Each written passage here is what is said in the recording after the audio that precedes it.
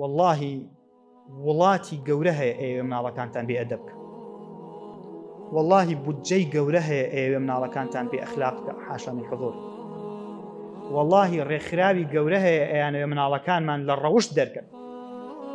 ئەگەر ئێمەش بە وردی هەڵسوکەوت نەکەین ئەکەوینە داویانەوە. ڕۆژە یاسایە کە چێتە پەرلەمانەوە ئەڵێ ڕێگری بکرێت لە هاوڕەگەسخوازی. وڵاتێکی زلهێز لەو لاوە تەداخولەکە ئەڵێ بۆتان نییە لە پەرلەمانە شتێک دەرکەن با موسڵمانیش بن، بۆتان نییە بڕیارێ دەرکەن نێر لە نێرمارە نەکرێ، ئەبێ نێر لە نێرمارە بکرێ. لەو سەرشەسیە شابینینێ ئەبێ سەیریان نەکەی، ئاوایە بکەیت و تەلەفۆنیشکی بۆ ئاسایش ئەو نەبیزانی.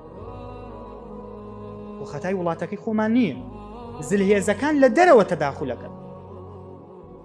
ئەوە تا دەسەڵاتەکەی خۆت پەرلەمانتارە چییە ئیمزای کۆ کردووەتەوە کە هاوڕەگەسخوازی نەمێنێ بە حیزبی ئیسلامی و غەیرە ئیسلامیتەوە.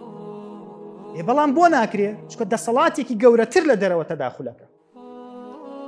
وڵاتان شێت بوون یەک کۆنسوڵخانە لە وڵاتەکەی تۆیادانی و ساڵانە بە ملیۆنان دۆلار سەرفەکە. بۆ چییە؟ بۆ مەسلحەتی من و تۆیە نەخێر، بۆ جاسوسیکردنە بەسەر وڵاتەکەتەوە بوو ئەوەی دەسەڵاتەکەشی هەبێ لێرە نەتوانی بەبێ پرسیە و بێت و ئەگینا کێ پارەی خۆی سەرفەکە لە خزمەتی خەڵکە.